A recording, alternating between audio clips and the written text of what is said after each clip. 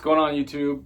It's been a little while since I put a video out, and with hunting season opening up this coming week here in Oklahoma, I wanted to take just a second to show you some of the stuff I'm going to be running this fall and just kind of get you guys updated on Fort Fletch archery. So appreciate you guys watching.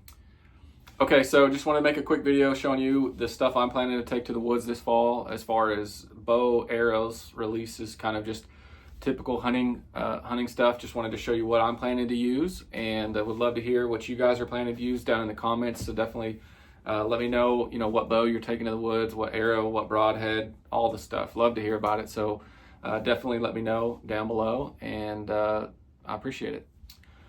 Okay, so as you guys know, I have shot for Victory for several years now, and have been nothing but pleased with Victory arrows. And this fall, I'm actually hunting with a different arrow than I've used them at TAC before as a good long range arrow, but I've never hunted with these arrows. So this year I am taking just the Victory VAP 250s. The VAP 250s, they're a 166 arrow, like a 4mm micro diameter shaft.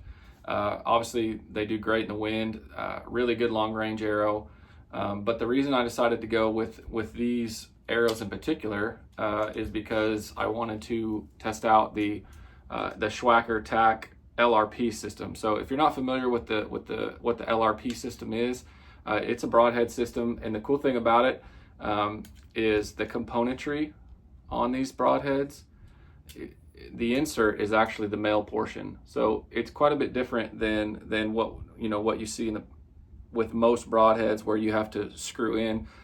This right here, you have a collar system, and then you have a threaded male insert, and that goes down in there. You glue all that into your shaft, and then you can take your Schwacker broadhead. These are 100 grain 2-inch cut, and you can actually index them just by the way you glue in your inserts. So it's really a cool system. They come with these practice points you can shoot, and these will absolutely hit together. This has been the most accurate broadhead setup I've ever shot. I love Schwacker. I've ran the 261s. I've ran the 269s, which is a 2.5 inch cut with 125 grain.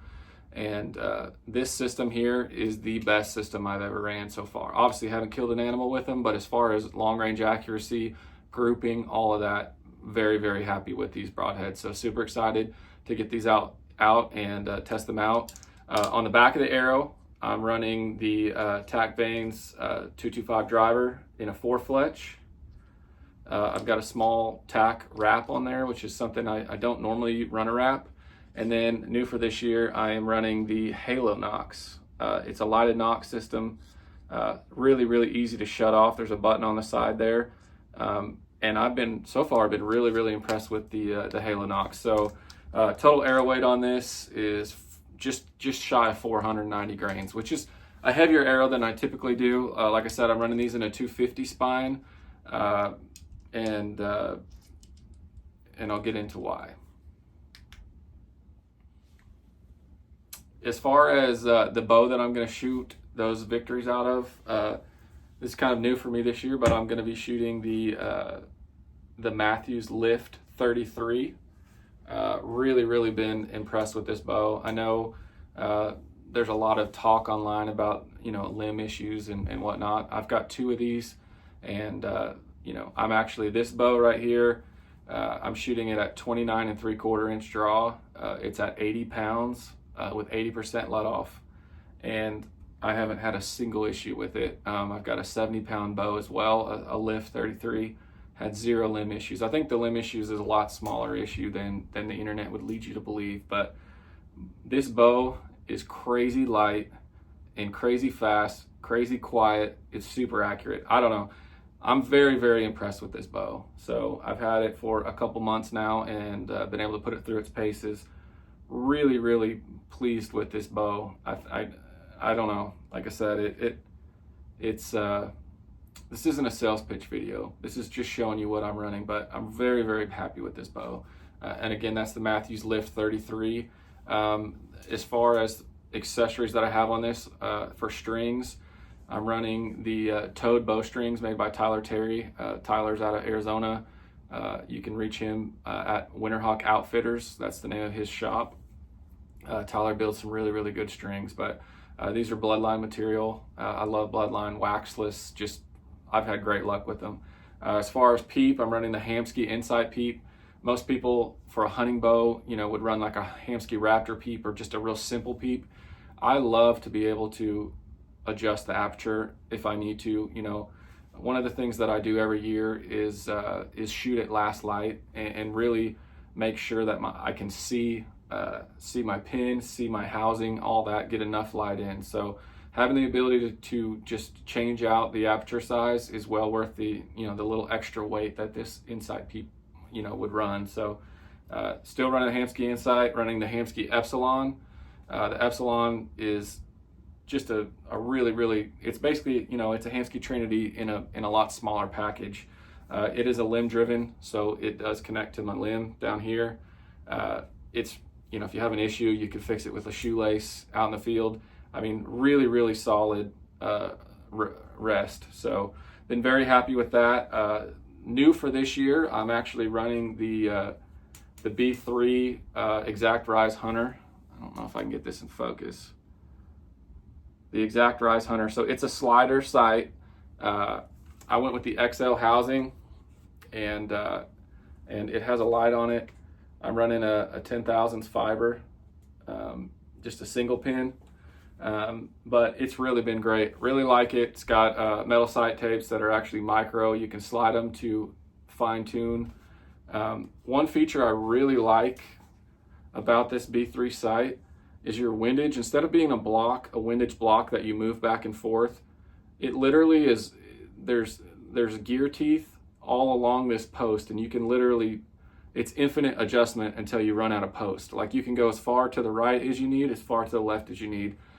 Some of the older sights I ran, you only got a certain amount of windage adjustment, and if you hit that, then you'd have to take the whole side apart and maybe move the screws to a different screw hole to give you more. So I really do like the windage. The windage lock is right here in the front, and the knob's super easy to use. The indicator's nice. It's kind of hard to see on this video, but I went with obviously the bridge lock version, and been very, very, so far, really, really like it. I can't wait to get it in the field and test it out, but so far it's been awesome. As far as bars go, I'm running the AAE Mountain Series bars again. This is a 15-inch front bar. I've got 1, 2, 3, 4, 6, 7, 8, 9, 10, 11. I got 13 ounces on the front, and then for the back bar, it is a 10-inch bar, and I've got 1, 2, 3, 14 ounces on the back. So 13 and 14. On my hunting bow, I'm running the Shrewd disconnect, the 8-degree down. I don't know why there we go. Shrewd 8-degree down, and then the Shrewd Atlas for the back. So I don't know if you can see that very good. And then I do have the limb legs, the XO limb legs on this, and they're awesome. Obviously, you can just set the bow down anywhere in the field. Super, super nice. Okay, so went over the bow, went over the arrows, broadheads. Really the only other thing that I wanted to tell you all about is just release. This year I'm going to be hunting with the B3 Infinity Pro in a 4-finger. So I really am liking the 4-finger. Obviously I've got a couple of these, the brass and the Cerakote, and then I also got one in a 2-finger. I mean, you can obviously run this release as a 2-finger, a 3-finger, or a 4-finger, but it's really good as a 2-finger. If you're a guy that likes a 2-finger release, super, super comfortable. I run it without a click, and really, really like it. But for hunting, I usually stick to a 4-finger. So going to be taking the B3 Infinity Pro, and these are the newer version. So magnetic hook retention, no more rubber bands.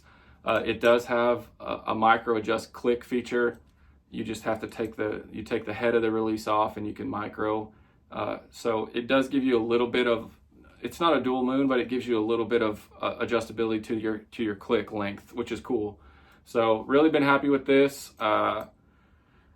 Infinity Pros have been awesome if you're looking for a hinge from B3. Also really love the BT Pro as well in a 4-finger. So, but this will be what I take to the woods with me. So anyway, all right guys, so that's a quick look at what I'm hauling to the whitetail woods this fall. Keep an eye out. I'll try to put some more videos together soon. Got some topics I want to you know, kind of dive into and get some of your opinions on. So, but definitely, you know, down in the comments, let me know what you're taking, what broadhead, what release, what arrows, you know, whatever you guys want to tell me about. I'd love to hear about it. Appreciate you guys watching. Hope you all have some good luck this fall, and we'll see you guys soon. Thanks.